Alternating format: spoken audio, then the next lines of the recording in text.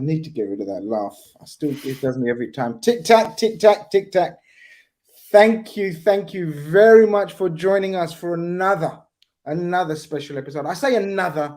We've only done 2 or 3 significant transfer shows this season, but thank you very much for joining us for another episode of Transfer Khanage, the one and only Transfer Khanage, where we speak about all things transfers in Liverpool, which is quite a rarity usually. But this time, this season, this summer, seems to be slightly different. Thank you, guys. I know you guys have been saying, where's the streams? Where's the content? I've been away. And yeah, I've just been away and lazy, basically. And the rest of them are having all weeks and times off. But of course, I've got the ever reliable, the James Milner, or I should say the former Liverpool player. That sounds weird, Conroy. The former Liverpool player, James Milner. But anyway, I've got the YouTube Scottish version. Conroy joining me as usual. Hope you're doing well. Did you miss me? Yeah, did. You followed the New York streams as well, so I know there's more coming. So yeah, it was very enjoyable. But yeah, big news to talk about today. So we'll crack on. Absolutely. And of course, I've got on the other spectrum, as I was saying just off screen, the Harvey Elliott of the channel. Still doesn't know his role, has the talent. Few questions about his attitude here and there. But I've got Tom Little joining me. Tom, how you doing, my friend? I'm good, mate. I'm good. Buzzing with the news and glad to be back on the channel after a while. Excellent. And of course, the main event, the main special guest, I've got the wonderful Dougie joining me. Of course, presenter at Football Daily. In fact, that's where we met and spoke first, the only time. But he left such an impression on me. I don't think I left an impression on him, but he left such an impression on me. I had to get him back on Football Khanage, or get him on Football Khanage. Thank you so much for taking time out, Dougie. Hope you're doing very well. I am, yeah. It was definitely a 2-way love affair, Grizz. I was a big fan of you as well. I'm glad to see you come back from New York in such fine spirits after taking down the Big Apple. I was going to say, thankfully you didn't say One Piece, because I'm broken. I had to get off stream last night. We done the Big 6 show, coming back, and I had to get off, guys. I was feeling so sick and poorly. I apologize to the guys. It's a combination of jet lag, dodgy food, because you know me, I'm the kind of guy, well, in case you don't know me, I'm the kind of guy that has to experience chicken burgers and wings everywhere around the world, because obviously that was my trade for many a year. So I'm very brave and daring when it comes to trying random chicken wings around the world. Sometimes, yeah, it has a detrimental effect, and I think so it did. And then on top of that, we came back and it was Eid with the family. And then you know what it's like when you go to guests and everything, you must eat, otherwise you're looked upon as rude guests, like you're not even going to eat. And so, yeah. But listen, what better way to feel better or get yourself up and up and going again than transfer news, Conroy? Liverpool Football Club and Liverpool fans. I speak about Liverpool fans because we are Liverpool fans, so we feel comfortable speaking about Liverpool fans. How flip-floppy are we? Just last night, all over Liverpool Twitter sphere was absolute mayhem and drama. I came back to, we haven't signed anyone. It's like McAllister doesn't exist. We didn't just sign a World Cup winner in the prime of his career for a bargain 35 million, and yet the clamour and the need for another. Give us more. That's all we heard yesterday. It looks like we're on the verge of giving them more. When I say we, Liverpool. Yeah, absolutely, Grizz. It's funny you say that, because you'd think with the reaction yesterday that the window was closing last night. That was the extreme nature of last night. But absolutely, I feel like the McAllister point's a very good one as well. I think we're already forgetting what a shrewd signing that was, and yeah, absolutely could potentially still be the signing of the season when you look at the price of that. And then when you see today as well, it's went from one extreme to the other this morning. Yesterday, there's spaces, there's arguments, and there's what are we doing? I think probably as well you've seen other teams get business done. Newcastle, we're probably going to be top 4 rivals, signing Tonali. There's been other players that's maybe went a bit quiet. like Turan, for example. But then today, it seems to have just occurred very quickly over the past few hours this morning and then into the afternoon. And it seems, there's not many spaces at the moment. We've managed, it looks like we're going to get another deal completed. And I've got to be honest, and I'm not going to steal Dougie's thunder here, because this was his point. He tweeted, I think it was this morning or yesterday, and it was about when we're talking about Bellingham and how much that was going to cost us.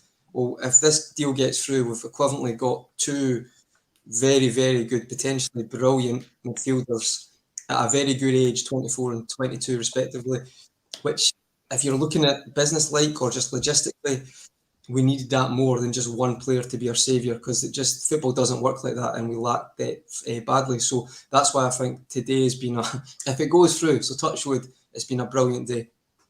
Dougie's getting plenty of love on my channel. Clarence comes out with, Dougie looks like Tom Hanks in Philadelphia. So there you go. He's only about 50 years older than me, yeah. Well, okay, futuristic. I like it. I'll take it. Exactly. Plenty of lovely messages. I can't obviously highlight them all, but thank you very much. All we appreciate, and we all appreciate your messages and presence in the chat. Of course, always keeping it respectful and nice, especially to newcomers, as you guys always do. But if you could just hit that like button, apparently it helps with the algorithms and all that. You guys know, I don't really know what it does, but everyone says it, so I'm gonna be no different. So hit the like button. Apparently it does things for me, or my channel, I should say. It does things for me as well, probably. But Tom, as Conroy says, Liverpool Football Club needed to act seriously this summer, needed to act fast because Jurgen Klopp said so. It started off really badly with the Jude bomb about not going ahead with it. It made sense not to pursue Jude if it was going to hamper the amount of business we could do. The suggestion is that we needed much more, and it was very obvious that we needed more. I believe the deal is, I don't want to break the news right now, but let's just assume it's done. It started off very, very well this time round, because this is much needed, wasn't it? 100%. I mean, looking back on the Jude situation, he would have been perfect if the midfield was able to hold out a little bit longer.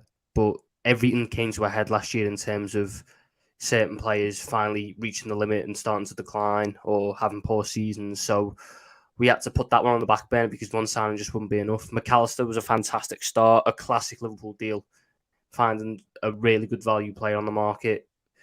And Szoboszlai, can't wait to listen to everyone try and pronounce that name. We're going to get about 17 pronunciations of that name in Liverpool in the coming weeks. But that is very much a statement sign in my eyes. He's wanted by some of Europe's top clubs. He's been touted as one of the best young players in the world for a number of years. I mean, I remember him firing Hungary to the Euros in Euro 2020 with a last-minute winner. He's got a reputation around him at 22 already, and the potential fit that gives us, especially on this right-hand side, gets me very excited. And to me, that's, if we're able to get it over the line, it's step 2 of 3 complete. And I hope that we can complete all 3 steps for this midfield rebuild in time for pre-season, because that's been touted as, the biggest thing. Klopp and the team wanted all the players in by pre-season start date, whether that is July 8th or July 11th or when we head off to Germany, whenever, but they want them there for the start of the pre-season. And if we're able to get them over the line, that makes 2. Hopefully, if it's Turan that they're after, a lot of the groundwork's been done or whatever, but we can have everyone that we want in by pre-season so we can nail this pre-season after a couple of poor pre-seasons in the past couple of years. Yeah. Look, Jurgen Klopp's made it, well, not clear, but we know that the last couple of pre-seasons haven't gone according to plan in terms of logistically, in terms of injuries, in terms of everything. So, yeah, it was very important. Of course, shout out to quite a few regulars in the chat. There's close to 500 of you guys already in here.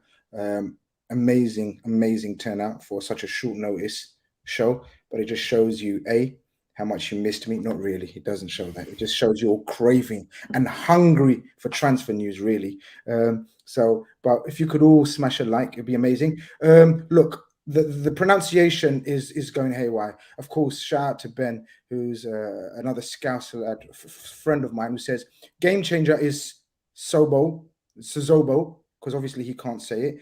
And then obviously there's Szoboszlai. It's very easily 3-syllable, guys. But I like this one, Szoboszlai. I mean, we're Liverpool fans, right, Tom? That's what I've got. That's what I've got you on for the accent. So for you, it's quite easy, right? Szoboszlai. So that'll work, right? Yeah, I mean, I've only went through about 5 different pronunciations in 3 days, but I think I'm going to have to settle on Szoboszlai. Well, there you go. But listen, enough of the amateur pronunciations. We needed some real professional insight and sort of. I've put him on the spot now in terms of pronunciation. He might not have nailed the pronunciation himself. But Dougie, from the outside, again, I'll take you back to the Jude. We'll start off with the Jude, pursuit, and obviously Liverpool pulling out, because I think it's pretty fair to say we didn't anticipate this season that we were going to have the situation that we find ourselves in, that so much more needs to be done than just a Jude marquee signing. It made sense, of course, the pursuit and everything. Some Liverpool fans have taken offense to it and it's embarrassed them, shambles and everything else that was said. But it made sense that we use that money or funds to sort of strengthen the whole spine of the team. Was you of the same opinion when we pulled out of the Jude situation? Yeah, I was. And I actually never saw this rebuild going as well as it has so quickly. I mean, it's not even the 1st of July yet, and already you've signed 2 top quality midfielders that I think clubs around Europe would both have been interested in and have been linked with numerous top clubs in the past. I mean, I think Szoboszlai is an amazing opportunity for you guys. I think the release clause was only active until the 1st of July, so tomorrow, and you had to begin dealing with that before the 1st of July to secure that. After the 1st of July, it then rose quite considerably, I think. And then in January and next summer, he'd have gone for even more money, especially with Nkunku having left RB Leipzig. It felt like Szoboszlai was going to take on an even bigger role next year if he'd stayed at Leipzig. And I think a lot more clubs would have been interested in him. So I think you've spotted an opportunity here. And this is a guy that, Leipzig took a bit of a chance on him when he joined, because he had this serious injury that meant he couldn't actually play for the back end of 2021. So he was signed in January 2021, but his injury meant he couldn't actually play until the start of last season. But ever since coming into the side last season, he's instantly taken the Bundesliga kind of by storm. He's in that top category of Bundesliga players alongside Nkunku, Florian Wirtz, Jamal Musiala, Jude Bellingham, who have been interesting clubs around Europe. And it's not difficult to see why. This is a technical expert, I would say, particularly his long-range shooting. He's also super creative. Yes, you don't get massive defensive output from him, but I feel like we'll come on to it in due course. But with Trent playing this sort of hybrid role, I think that will offer a lot of protection behind him and allow him to go forward, break the lines, and create havoc from long-range distances. Because, it feels like Klopp has gone down a different route in recent years with his midfielders. It's all been about energy and pressing, whereas Szoboszlai is actually a goal scorer. That's his game.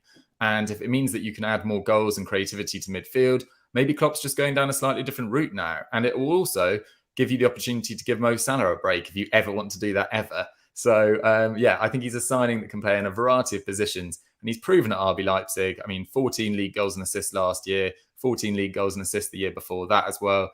And his stats, which maybe we'll come on to, are just popping in every sort of attacking metric. So really, really exciting purchase. And I think a really piece of opportunistic business from Liverpool.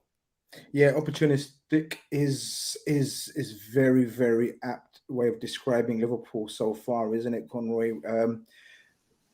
Doug smashed it with his overview, because I was going to go on to speak about the role and especially the Salah resting conundrum, and we'll get his sort of more of his insight into, does he think that he could be an able deputy if Salah was to be ever rested? Because Salah doesn't rest. A, because he's amazing, and B, we haven't got an able replacement for him as such. But Conroy, we've got an interesting relationship, haven't we, with this link up with the Salzburg to Leipzig, Liverpool. I just want to bring up. I just saw a very good tweet the other day from someone. Where is it? not this one. How'd you do this? Just give me 2 seconds while I work this out. But I'll do it in a minute. But yeah, we've got this amazing or a good relationship understanding with this sort of club, and I think it's come in handy again, hasn't it? No, absolutely, and I think it's good you mentioned Salzburg as well, the 2RB, because you obviously the link with Mane there, you've got Khanate at Leipzig, and it's interesting on this one as well for this player. He's there you go, someone called Grizz Khan. Yeah, that randomer. Yeah. I mean, that is quite a good tweet, and secondly, that it's just is it a coincidence? Is it uncanny? Like, sort of, what does it show about the model of these clubs and sort of the way they play, maybe, and everything? So obviously we had Naby Keita, who made that same journey. We had Sadio Mane, who made the same journey, and we had Taki Minamino, who made the same journey, and now it's going to be Szoboszlai. It does suggest that there is something more than just sort of, there's more behind this, isn't there, in terms of strategy, thinking, long-term thinking, and progression of player. I think so. I wouldn't say it's just a coincidence, because I think as well you can add Khanate to that as well from Leipzig directly. And I feel like, firstly, your point about the tactics, maybe not specific tactics, like, right down to the exact, but the way they press. I think RB, that's the way they want to play as well. There's similarities to the way our teams play. So if you talk about a player coming in, they know what's expected, the standard of whatever level of intensity. There's a lot of similarities there. I think as well it does help that I've got a relationship, because where their standing is now, not Salzburg as much, but if you talk about Leipzig, they're kind of in between the now. They're probably actually ahead of where they estimate themselves to be, but you wouldn't say they're not a top. They're not one of the top clubs around Europe who are like they're going to stay there for the long term. So not a feeder club. I don't like that term, but I feel like they're a good club where they'll give people a chance, first team football, a bit like Dortmund, to go and express themselves, take chances, like Dougie said, on Szoboszlai, that was pronounced correctly, and it allows players to express themselves and then maybe move on to, let's say, a team who are more established in the long term or seen as a bigger club at the moment. So I feel like those two, the fact tactically, their intensity and the way they play, and where their kind of standing is now in football, and I don't mean that disrespect in any way, because they have actually probably ahead of their planning on where they are right now. I think it suits us to have a good relationship, and I think this will not be the last one, to be honest. I wouldn't be surprised in the next couple of years if there's another signing, either from Salzburg or Leipzig. Dougie, before I come to Tom, I wanted to get your actually opinion on that in terms of Leipzig and the relationship they have with their players. It's almost a given, isn't it, when they sign these kind of players, as you spoke about, in terms of potential and great. It's almost a given that they know that they're going to do maximum 2 years at Leipzig and then go on to bigger things. But this one, is it the right time, do you think, from the player's point of view in a club? Because as you said, he had a lot to prove, still very young, comes from Salzburg. And then, is it just one season he spent He's had 2 full seasons. 2 full seasons. So that helps the situation, right, in terms of his development. Yeah, definitely. I think it probably is the right opportunity for him. I mean, Liverpool don't come around all that often. He probably saw that they are heavily strengthening their midfield. If you don't go to Liverpool now, maybe there's never the opportunity to go there. And it feels like Real Madrid signing Jude Bellingham, Bayern Munich seem to be going into a different direction, where they're actually looking for a more defensive-minded midfielder than what he can offer. So the biggest clubs around Europe, this was a great opportunity to go to a club and be part of a regeneration of a side that will hopefully get back to challenging for major honours in the next couple of years. And, if this midfield rebuild goes well, there's no reason that Liverpool can't challenge again for the Premier League and the Champions League in the next few years. I don't think there's any guarantee that they're going to win it, but they can definitely get in and amongst it. And for Szoboszlai, he kind of needs that next step in terms of establishing himself as a truly elite talent. It's all very well and good doing it at Leipzig in the Bundesliga, as you say, but so many players have struggled to adapt when they've gone outside of the Bundesliga in the past. And I always think it's a little bit lazy to talk about the Bundesliga tax. Every player is different.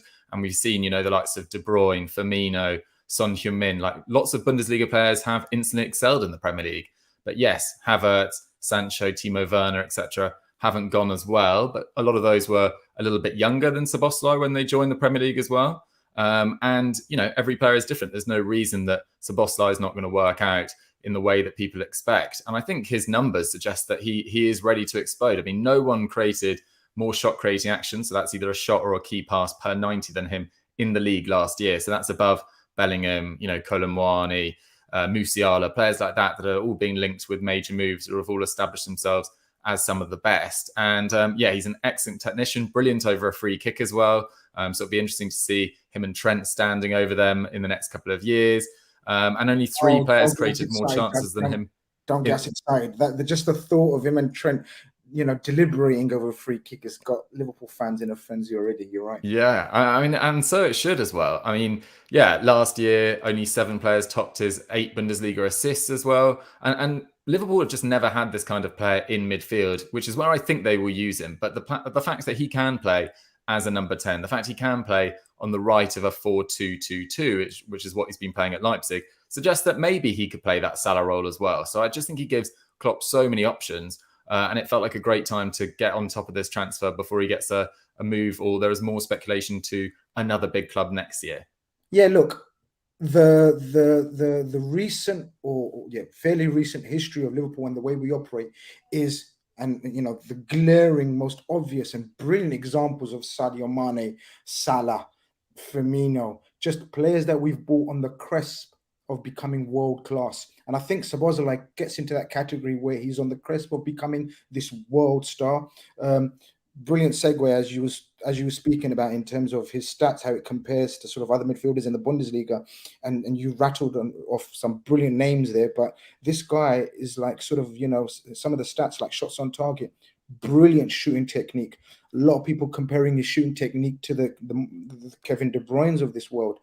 Attempts from set pieces second, through balls third, key passes fourth, successful dribbles, which not many people have spoken about in terms of his dribbling ability. Everyone's spoken about his technique in striking the ball, and that's very apparent. Of course, YouTube compilations have been popping off everywhere. Everyone's seen the magnificent YouTube compilations. He is a stunning player technically, and obviously we're going to get into sort of his other aspects and in terms of his defensive awareness and his pressing stats, whatnot. But Tom, it's Dougie mentioned about his goal scoring threat, and that's something we definitely needed. In effect, and in reality as well, he's replacing. So we've got McAllister and Szoboszlai, and Naby and Ox are outgoing. I think it's fair to say Ox was brought in at the time to be this goal-scoring midfielder who has lots of shots, good dribbler, and Naby Keita was brought in as the controller who's going to control the tempo. So I think it's fair to say already we've upgraded, because McAllister, fingers crossed, touch wood and everything else, and prayers up that he doesn't sort of become injury prone now he's at Liverpool. But that we'll speak about that. We've spoken to death about that. But Szoboszlai over Ox seems an upgrade as well, because this guy has the dynamics, has the energy, and most certainly the shooting prowess to sort of be that Ox that we needed, isn't it? 100%. I mean, I remember the first season of Ox, once he finally got settled in. It was a breath of fresh air to have someone that dynamic in the midfield. And I think the signings of McAllister and Szoboszlai together, it almost points to me that we're trying to make our first major revolution in a number of years under Jurgen Klopp in terms of this 3-box-3 that we played at the back end of last season.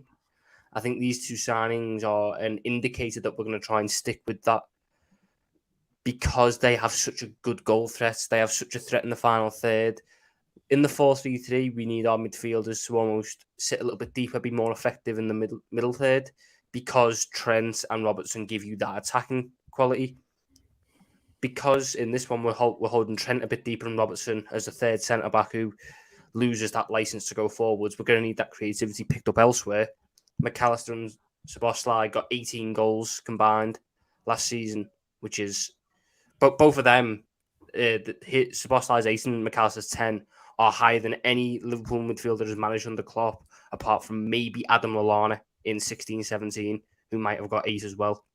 So it seems to me that we're trying to go back to a more traditional sense of having the midfielders control it. But a comparison that I like, even if you want to move away from Ox and Kaiser, Gundogan and De Bruyne at Manchester City. McAllister, to me, has shades of what Gundogan done, and Szoboszlai, I think, has shown qualities similar to what Kevin De Bruyne has shown at City. And as we've copied their shape, maybe we're also trying to take inspiration from how their midfield set up and the type of profiles they have. And if we can provide our own little twist onto it, then I think you're set up for a really exciting season next season. And it'll be interesting to see how the attack works as well, because I think someone who could really benefit is Darwin Núñez, because the amount of chances we could create, especially down that right-hand side, he'll be feasting on all of those. Conroy, look, Jordan Henderson, and you know our thoughts on this channel in terms of how we speak about sort of legends of the club. He's an absolute legend of the club. But I think it's very fair to say he may even be sort of admitting it himself. He was asked to do a role that didn't suit him at his age now, and in terms of especially the way we played, especially in this new role. Szoboszlai almost sort of fits that position like a glove, doesn't he? Of course, we had interest in Mason Mount early in the transfer window, and of course, the figures just didn't make sense for someone who's in his last year of his contract. Mason Mount, I think Szoboszlai is stylistically comparable to Mason Mount, but I think he's a better player, and I think we've got the better deal.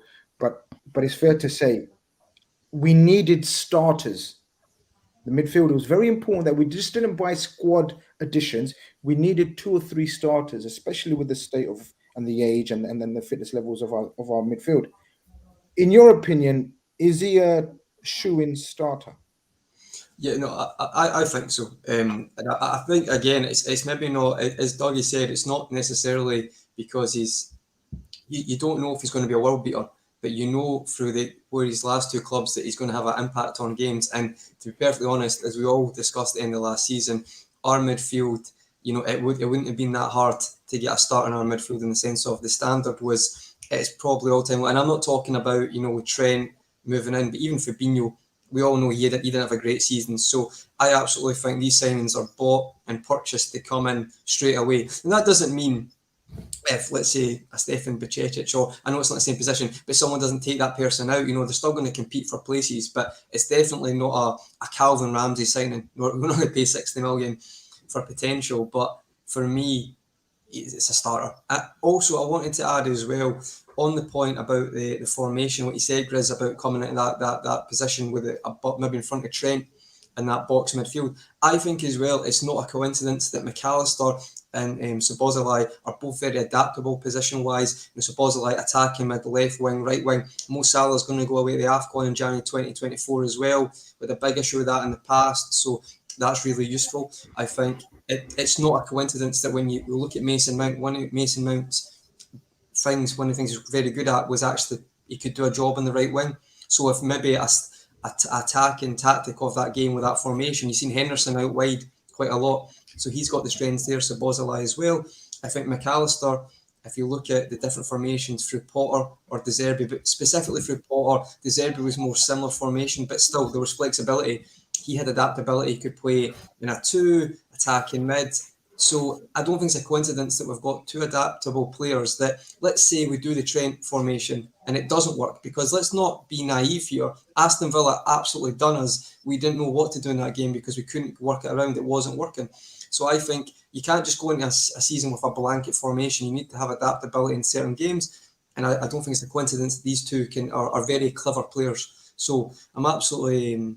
I think that is another strength for us as well. But on that position for him specifically, I think he'll go in there. Like imagine you've got Trent, Fabinho, or whoever as a DM, and as a back 2. I think he'll start on the right of the kind of forward 2. I wanted to come to Tom on that. Tom wanted to speak on that, but give us an insight into sort of exactly what Conroy said in terms of the adaptability of this player. Where does he play mainly for his national team? Where has he been playing for sort of Salzburg? And has it changed in any way since his time? Because Leipzig was he brought under a different manager? Because I know Marcus Rose was just Yeah, I think it was Domenico Tedesco. I think it was the previous manager. Initially. And so has the formation and style changed? And give us an insight into sort of how he is off the ball. Yeah, so the Leipzig, or actually specifically the Red Bull strategy, is variations of 4-2-2-2. And we've seen both Leipzig and Salzburg use that extensively.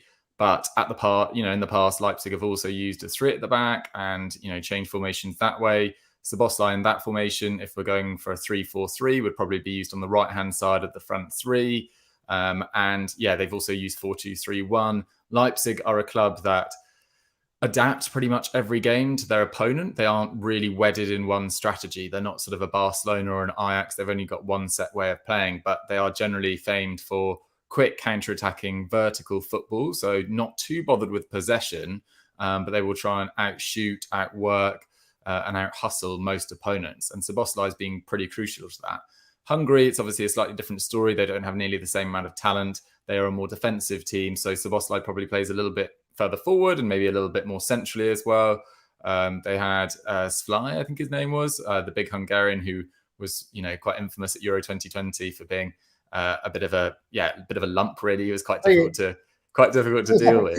He's about 6'5", and Szoboszlai was supposed to be the guy that was playing off him, but unfortunately that injury actually meant that he was missing Euro 2020, having scored the winning goal as we mentioned earlier, to get them there. So he's played in a variety of different roles, but I think for Liverpool, the fact that he can do that is pretty useful. I mean, we see the likes of Man City, we see, the players that they are attracting now, even Arsenal with Havertz and Rice, these aren't players that are set in one position. I think versatility is really underrated. If you can have a squad of 15 to 16 players and there's 2 or 3 different positions or roles that those players can play, you're pretty well set. It's when you've got 15 players that can only play in one position, which Liverpool have had in the past, that injuries come in and cause massive issues. So I think Szoboszlai being able to play a variety of positions just strengthens Klopp's hand. And he's looked good in a variety of positions as well. He's someone you want to give the ball to in dangerous areas and trust him to make something happen. Whereas last year, it felt like sometimes Liverpool just had possession for possession's sake and were struggling to find the sort of incisiveness that they have in the past. And look, I really like Harvey Elliott, and I think Fabio Carvalho could have a future at Liverpool as well, but they're a little bit lightweight in midfield as well. And Szoboszlai, much more physically developed and looks ready to hit the ground running and make more things happen in the final third. And I like the idea of him linking up with Cody Gakpo as well, who dropped a little bit deeper to good effect last year. And then Luis Diaz and Mo Salah playing inverted, wingers like Mane and Salah did in their prime. And I think Liverpool have the potential to cause a lot of teams a lot of damage next year.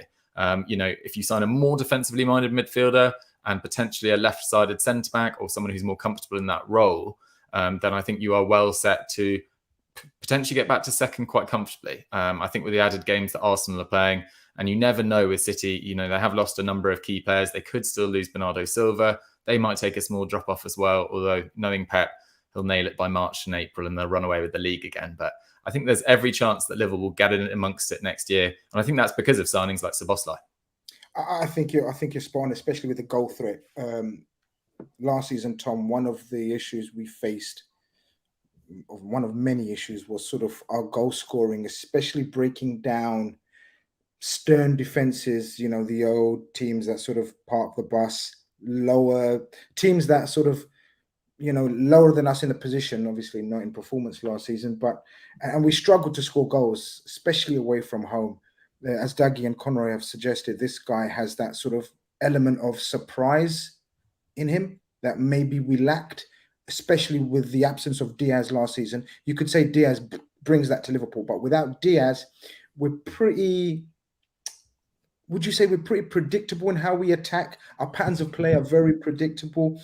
And don't get me wrong, it's done us brilliantly in the past. It's predictable, but it's efficient and it's great. Luis Diaz changed that because it gives a bit of an X factor. Szoboszlai definitely brings that X factor, which will be needed to break down defenses as well, right? Oh, 100%. I mean, I'm just so excited for the link up of Szoboszlai and Trent together on that right-hand side. I think when you're able to look at them too, I mean, as you can see, both of them topped their clubs for chances created in a season. And at times last year, I think our biggest issue was always when we went up against a low block, we would do what we normally do for 20, 25 minutes. And then if we couldn't break through, we'd start to panic and resort to crossing the ball in consistently. And as much as, Diaz is all right in the air, Bobby Firmino was all right in the air, Gakpo was tall, he's got a bit of a presence, Nunes was all right in the air, we could never really make it stick. So I think with a right-hand side of Szoboszlai, Trent and Salah, you're always going to have an option there. You're always going to have an open creative source. And when you look at these two together as a potential partner, they look so complete as a duo. There's a little bit left to be desired potentially defensively, but for the pair of them averaging about 3 tackles made per 90, I think a big issue we ran into last year in this new system was Trent would get forwards and then we'd be a little bit exposed down that side. Khanage would be less to deal with it all.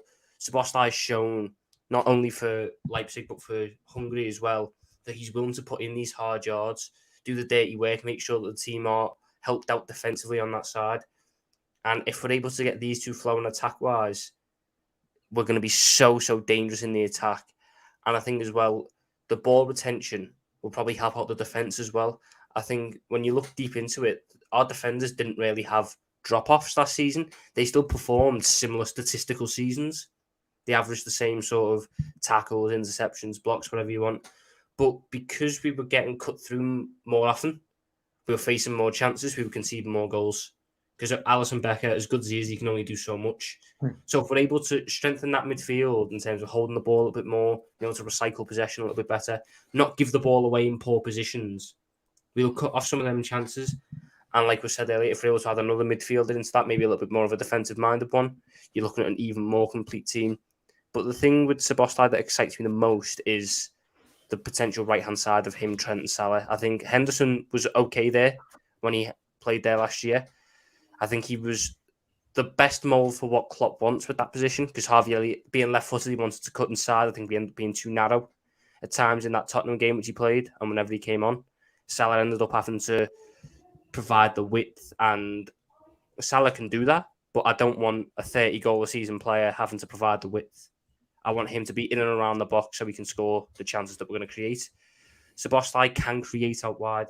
He's played on the right of a 4-2-2-2 this season under Marco Rose. He knows how to operate in that position. He can put in a dangerous cross. I mean, a number of his assists have come from corners and free kicks, so he's perfectly fine in putting in dangerous balls from that position. I just think you've got a real potential quality right-hand side for the next 3 to 4 years shaping up there, especially if we can keep Salah and Trent beyond when the contracts expire. Dougie, I want to come to you very quickly before I come to Conrad, in terms of what kind of effect will it have on those two named players, Salah and Trent? Because as Tom says, predominantly, and again, we're speculating here because Liverpool and Klopp have a knack of bringing in players and then totally changing their roles and profiles in terms of how they think they can utilize him best. But from what you know and from what you've seen of Szoboszlai, where do you think he will predominantly be utilized, and how will that affect the new Trent role and the Salah dynamic? Yeah, I think the interesting thing about this is he's probably been the wide man in a 4-3-3 or an iteration of that. He's not really played with someone. Play in a 4-3-3, do you think? If we to play that, do you think he could play that wide role? I mean, potentially, but my point was more that, in a 4-2-2-2, he's probably been the widest. So his angles are changing. If he's playing in the right of a midfield 3 with Trent behind him and he's pushing into a 10, Salah being wider than him is not something he's necessarily used to. But I don't see that as actually necessarily a bad thing, because he's very adept at creating chances in and around the box with sort of cute reverse passes, etc. And if Salah's stretching play and making runs, I think that also opens up space for him to drive forward and take shots, which is really his key element. And, people will be worried maybe slightly about, if you look at a midfield 3 of Alexis McAllister, Fabinho and Szoboszlai, that's a lot of pressure on Fabinho defensively. But I think that kind of is mitigated by the fact that Trent is stepping into a midfield zone and will hopefully in transition still be there to make the odd block, stop transition, stop counter-attacks. So I actually think there's a potential for it to be a lot of security for Szoboszlai to float forward into that Henderson role, overlap with Salah when he needs to, and use that delivery from wide or cut inside and rain shots down on the opposition goalkeeper. So I think he's well set, because it feels like Klopp is maybe didn't necessarily target him at the start of the window, maybe didn't think that this was a real possibility, and was maybe angling towards a more defensively minded midfielder initially. But I think when this opportunity to sign Szoboszlai came up, he just thought, this is a player that could be our very own, Pete Coutinho back in the side, that sort of style of player. And it's just such a useful weapon to have back in the side. Yeah, Conroy, we've missed those Coutinho outside the box. Obviously, Gerrard before that. We literally stopped scoring goals from outside the box, haven't we? Sadio used to pop up with a couple.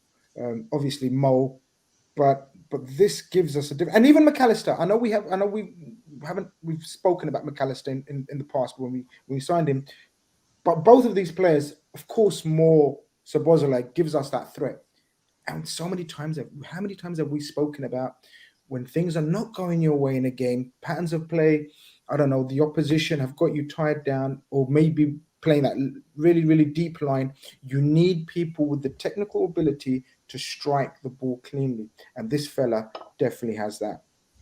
Yeah, and I think as well, it's quite an obvious thing, but let's say you've got McAllister and Szoboszlai. I wouldn't say Trent's amazing from outside the box. I think he's got the ability, but I don't think he does it enough. And I don't think teams are either a threat there, but I wouldn't say he's notoriously... But don't you think that's because of the position the role he's been asked? Now he might be. No, definitely no. But even when he used to bomb as a right back, you could test the keeper, but I wouldn't say he was prolific. And even free kick wise, he'll score one free kick, and they're not. You don't think he's a specialist to a certain extent, but it's not like a Ward-Prowse. You don't expect it. He's going to cause problems every time. That's a bad example, because Ward-Prowse is probably the greatest free kick taker ever. Ever in the history of the game. He's on that Juninho, how do you say his surname levels, right? Juninho's different level, because Juninho would change his technique, but maybe Ward-Prowse is on that level. But we're getting segued here. But with regard to their ability, I think it's quite a simple thing. But say there is a low block, and you're struggling to score, having the threat of someone outside the box, they're not going to give that person as much space as, let's say, a Henderson.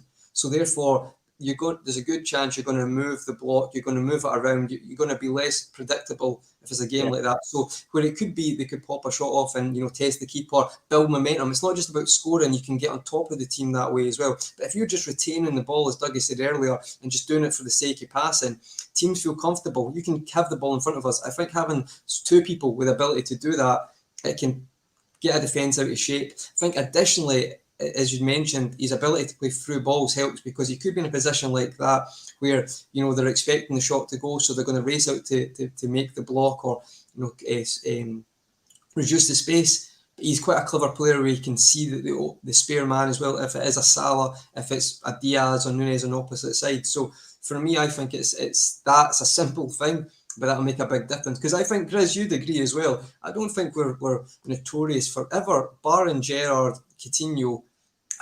You struggle to think when we ever had one player who would just smack it, really be deadly. Maybe Risa from free kicks. Suarez was just a unique player in general, but I feel like this is that player. I think as well, even if you've got a set piece which is maybe a bit further out, but you can shoot, but it's maybe like a Trent, you're not going to get enough power to beat the keeper with a curled effort. I feel like he can maybe have a team second guessing what's going to happen. He can maybe have a effort from range, but again, it's not predictable. Team's not sure what's going to happen. So I think someone in the chat said set piece FC is back. I think that's it's not the worst shout. 6'1" as well, which is good. It's not spoken about enough. Sort of how many times have we spoken about set pieces are absolutely vital and crucial. And he takes the set pieces. Am I right, Dougie? He takes the set pieces for Leipzig and for his national team. And it bodes well. The more options. McAllister, we know, took him for Brighton, or shared at least some of the duties. We know Trent and Robertson have great. So again, it's more options. Someone wants to ask you about your, where was it gone? Dougie's mic is elite. What do you use, mate? I'm in the market for a good microphone. Are you allowed to reveal Yeah, of course. It's just an Audio Technica mic. We actually use better ones at work, but this is the one I've just got at home. But yeah, it's an Audio Technica. Can't see the serial number, but yeah, check it out. Excellent. There you go, guys. Tom, finishing off in terms of the player and sort of not only the player in terms of his ability, but also this policy of buying as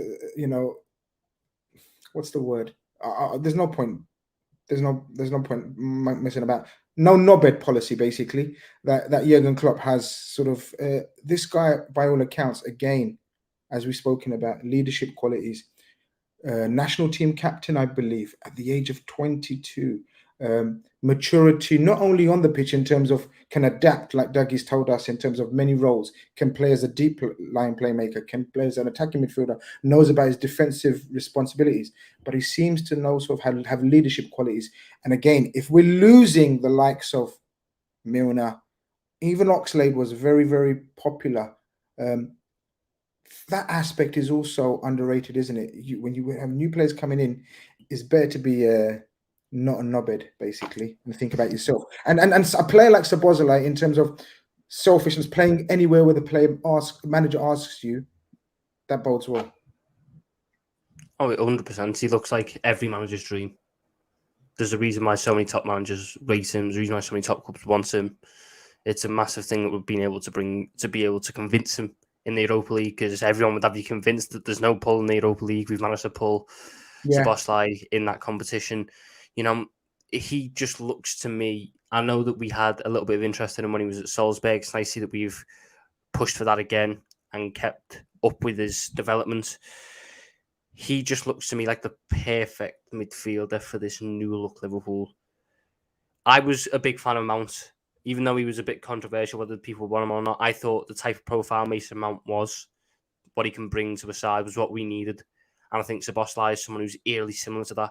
So I'm all for it. And obviously, like I said, captain at 22, we're building a really good core of leaders. We've got the Dutch national team captain, the Scottish national team captain, the Egyptian national team captain, the Colombian national team captain. Am I forgetting any more national team captains? Because we've got a boatload of them.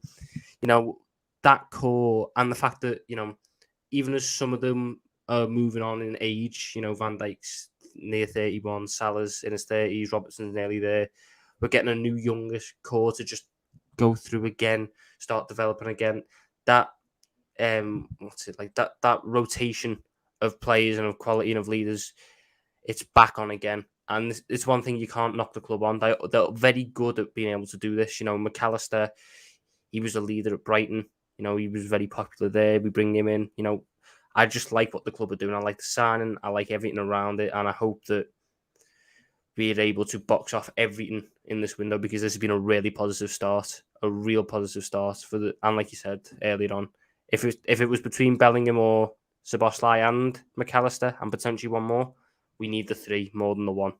So we're going to finish off now. But profile of player, like in terms of what we need to do now, Dougie, again, from your perspective, which is, let's make it clear, Dougie isn't a Liverpool fan, in case people think. So that's why I've got him on, especially for his insight into sort of things looking at from the outside. But McAllister, a ball-playing midfielder. Szoboszlai, ball carrier, lots of shots. The third midfielder that we're expected to sign, what would you expect in terms of profile of player to get the combination right, Dougie? Because that's just as equal and important than just sort of signing players all of similar ilk. Would you suggest, like I think you maybe hinted at previously, would you suggest a more defensive-minded, a ball winner as the third midfielder? I think it would be helpful to have someone who could play across, at least in two of those sort of roles, maybe a ball retainer and also someone with big defensive output as well. So they can be used across the season. They're not just waiting for Fabinho to have another dip. I think it's quite interesting. I feel like a lot of Liverpool fans, particularly those online, have sort of written off Fabinho, and I think it's more of a dip than a permanent sort of decline, I would say. Look, he wasn't anywhere near his best last year, but I thought we saw signs towards the end of the year when Trent changed his role and he had a little bit more support in midfield. And, better players came back and were on better form than the ones that started the season. You know, Curtis Jones finished the season very well. He must be a little bit upset with how everything's gone this summer from a personal perspective. And, you know, Thiago as well. You know, it's just more competition, but I think it's good for Liverpool. But I think, yeah, I'd be surprised if it wasn't a more defensively minded midfielder, even if it's not a permanent decline from Fabinho. He is approaching 30 or is already 30. So he will need to be replaced in a bit of time. He's also played a lot of football over the last few years for Liverpool. Rarely injured except for that, terrible injury. Oh no, he was fine in that season. No, I'm mistaking that. He actually ended up playing at centre back, didn't he? So yeah, he's played a lot of football in the last few years. So perhaps he's the person that Klopp would be, you know, most wary of another dip, because as I sort of hinted at, Szoboszlai, McAllister, whilst they can chip in defensively, it's not their natural game. So if it's a Kefren Turam, again, more of a final third player, or at least a dribbler through tight spaces, I'm not sure that's necessarily the player. I'd be more surprised if it's not someone in more of the mould of a Moses Caicedo or a Lavia type, even though I'm not sure it would definitely be Caicedo, but it could well be Lavia. I know you've been tweeting a lot about that, Chris.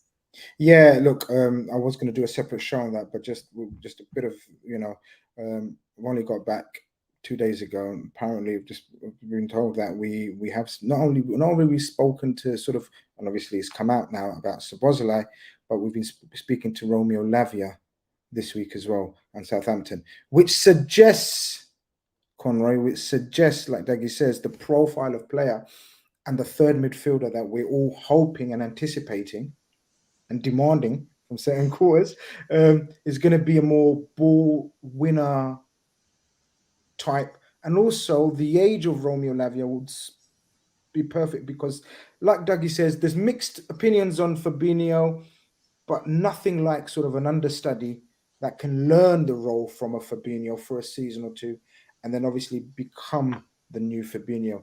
Romeo Lavia, would that appeal to you more, or a Kone? I know he got injured yesterday, unfortunately, which probably rules him out of the reckoning now, in my opinion. Would you want another defensive-minded player, or do you think, just give me someone with the attributes, and then we can mold them accordingly? No, I disagree with that. I think you need a defensive ball winner, especially like we spoke about the pros you've got with McAllister. Who, to be fair, he can get stuck in as well. I mean, he's not like he's a luxury player in that sense, but he's not a defensive mid, a ball winner. And I feel like with this signing as well, touch wood it goes ahead, I feel like we need that. I said it before this signing, because I feel like certain teams who play with those, let's say, let's not a defensive mid, let's say you mentioned Man City, right? But even they have the best in the world, Rodri. But let's take another team. You have to be so good in possession, like you have to be impeccable. And newsflash, we are not that, and we've not been that for a while. We're not a tiki-taka team. That is not us. Our strengths, we can do that. But one of the biggest strengths we had was, suffocating teams, high press, and different variations of that. But ultimately, every time we've done that, we've had someone in midfield who could break up, who could be that ball winner, who could help us in transition, all that involved. So I'm absolutely 100%. I'm glad that looks like the route we're taking. However, got to be honest, I'm not sure if Lavia's got my 100% vote, because I think the deal's a good deal, don't get me wrong, but it's a bit confusing because you've got Stefan Bajcetic, who's not that much younger. And I'm not saying we just stick with him, by the way. He's a youngster, but I'm not sure if buying a Lavia, you'd have to be confident that this guy is going to be an absolutely like top level player. And I just don't know if you know that yet. And I feel like personally, there may be other options there I would rather we go for, that, there's higher chance that they'll succeed straight away. Or more ready-made? Are you suggesting like more ready-made, bit more experience? Ready-made, because I feel like the potential signings we've done recently haven't worked out. Calvin Ramsey never played. Carvalho didn't work out. So I don't know if we're quite there for me. So especially in this position, I feel like we need someone ready-made for what the players we're getting in. And I get what Dougie's saying about Fab. For me, the biggest problem we had towards the end was it's every week. I feel like you could have one game where Fabinho would be brilliant, but he'd have to play a game 3 days later, and it just looks like his body couldn't take that much consistency. So that's why I feel like I understand going for Lavia. I do. I just, for me, feel that there may be one out there that's ready made to go. Grizz, what do you think? Do you agree with that? Because I know you're kind of on the fence with Lavia in the past.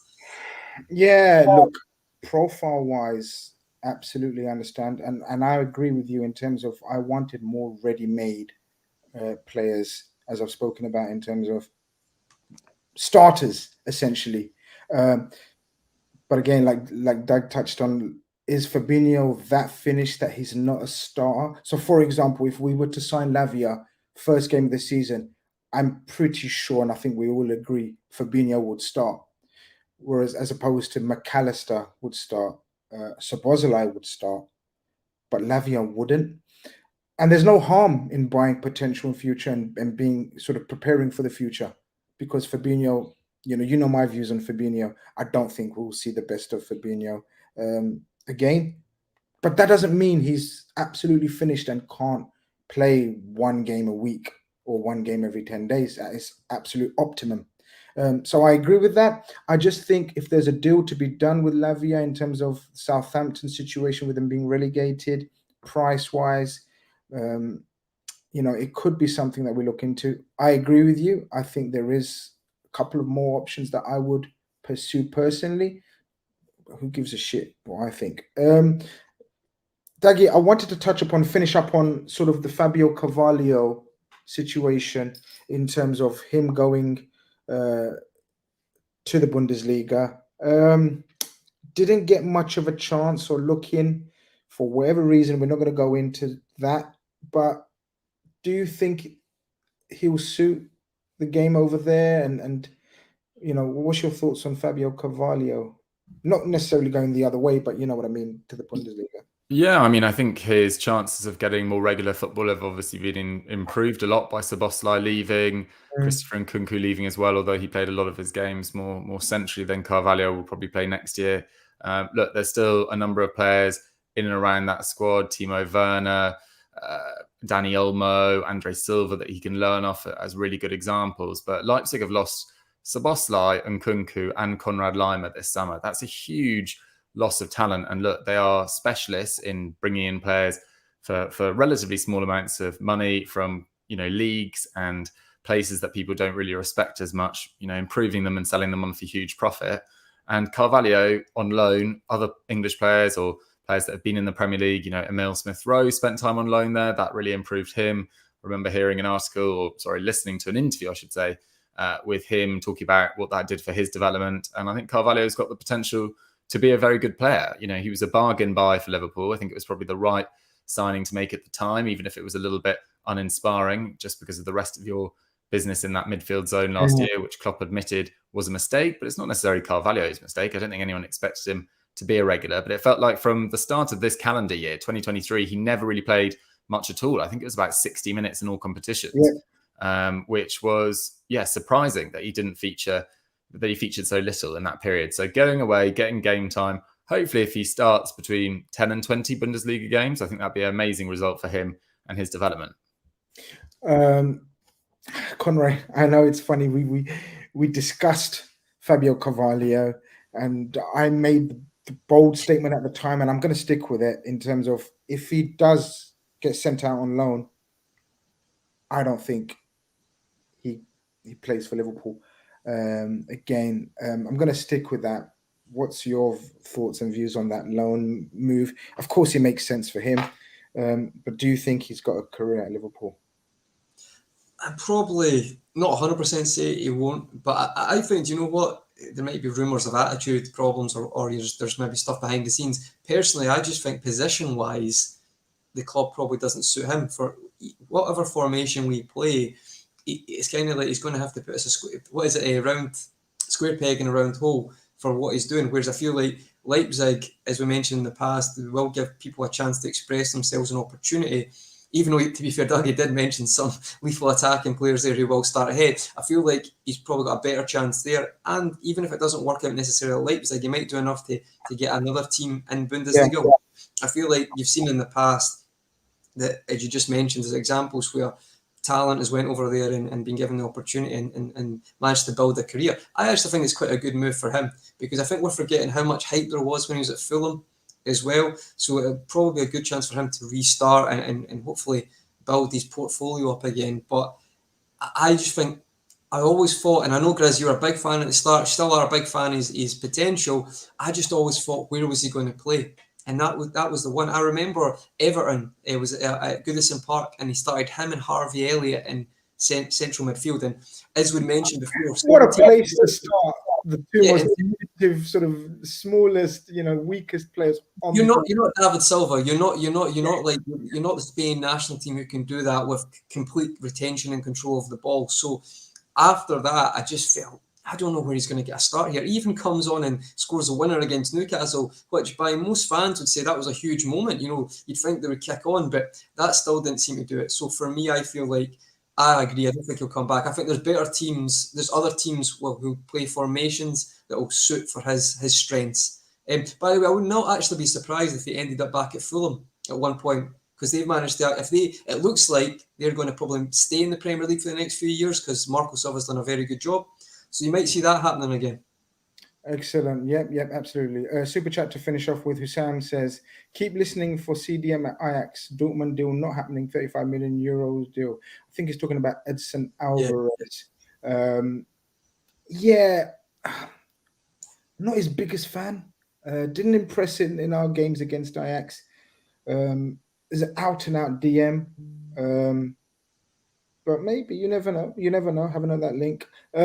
Guys, hope you guys have enjoyed the impromptu show that I thought we have to arrange for today. Of course, a special thank you again to Dougie. Dougie, let the people know where they can get more of your pearls of wisdom. Not sure about that, but yeah, you can check me out all across Football Daily. I'm one of the sort of main presenters on there, occasionally on Sky as well, so stay tuned for that. And then, yeah, on my Twitter feed is where I mainly use for posting my Twitter takes, as it were, at Dougie Critchley, and also on Instagram and TikTok, should you choose to do so. But yeah, thanks for having me on, guys. I've really enjoyed it. It's been an absolute pleasure and very, very insightful. Conroy, we're back Sunday. I'm not sure. Red fellas, I don't know. Enough break? We've given you about 2-3 weeks. That's enough. Exactly. Yeah, let's get back to some work. Rabadam says, silly season gives me anxiety. Well, we're here to ease your anxiety. We're back. We've had a bit of a break. I'm back. Jet lag is now over. Stomach seems to be settling. Transfer season is in full swing. Liverpool are on the verge of completing their second signing. Just a bit of intel. I've been reliably informed that we're in no rush to complete the deal today. I know there was rumors of sort of the deal has to be done today. Apparently, the relationship we have with Leipzig is helping us negotiate. People are going to start talking us payment structure FC and all that kind of business. But apparently, we're trying to negotiate the perfect deal for us. And why not? Why shouldn't we? I don't know why that's used as a criticism to bash us. We're very good at business when we do it. It's just we don't do enough of it, right, Conrad? Yeah, I think people they see like their release clause, end date, and they just panic a little bit. They just think it's going to slip through our hands. What is it? Defeat from the jaws of victory. But ultimately, it can be frustrating. But let's be honest. I think a couple of years. Remember, Arsenal signed Pepe. Now that signing didn't work out, but they done it in like such a way where it was like per year, like 20 million. Ultimately, if you can help your funds and it allows us to get the players we need this summer, you're going to do what you have to do and you're going to get the best possible. That's just business sense. So I know we have a laugh and a joke. I get it's frustrating, but I can understand that point of view. Absolutely. I enjoy this even as a United fan. Thank you very much. That's a shout out to Brush as well. Brush has been from the start. He's a United fan as well. He's always amazing. Always humbling to know that sort of even opposition fans tune in to listen to us rabble on. But amazing. No, Doug's not. Would you like to reveal your team? I know it. Yeah, of course. Yeah, I'm a Sunderland fan, so completely irrelevant in all Premier League chat. But yeah, enjoy being a neutral. And I think it's actually sometimes, a little bit helpful to have a more, uninterested, or not uninterested, unattached view, let's say. Yeah, disassociated, which is something. Yeah, that's the word. That's the word. Yeah, we get to be honest. But just on that quickly, Grizz, before we finish, what was your thoughts on the manager sacking then towards the end of the season? Was that a quick question? You really want to ask a deep sorry. question like Save that. To speak. on hours and hours upon, like, sort of such an emotive subject. But go on. Tune in Twitter for his opinion on that.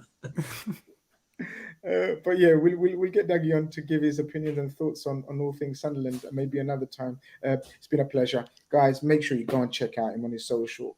As I said, speaks a lot of sense, and I love speaking football with him. And of course, Conroy is here as usual as well. We'll be back. I think I will do a call-in show tomorrow. No guarantees. Depends on how I feel. Redfellas will be back Sunday. I'm sure there will be more transfer shows coming up. It's wild transfer season, it's silly season, call it what you want. It may be a serious transfer season for Liverpool Football Club. This has been Transfer Khanage, over and out. Take care, everyone.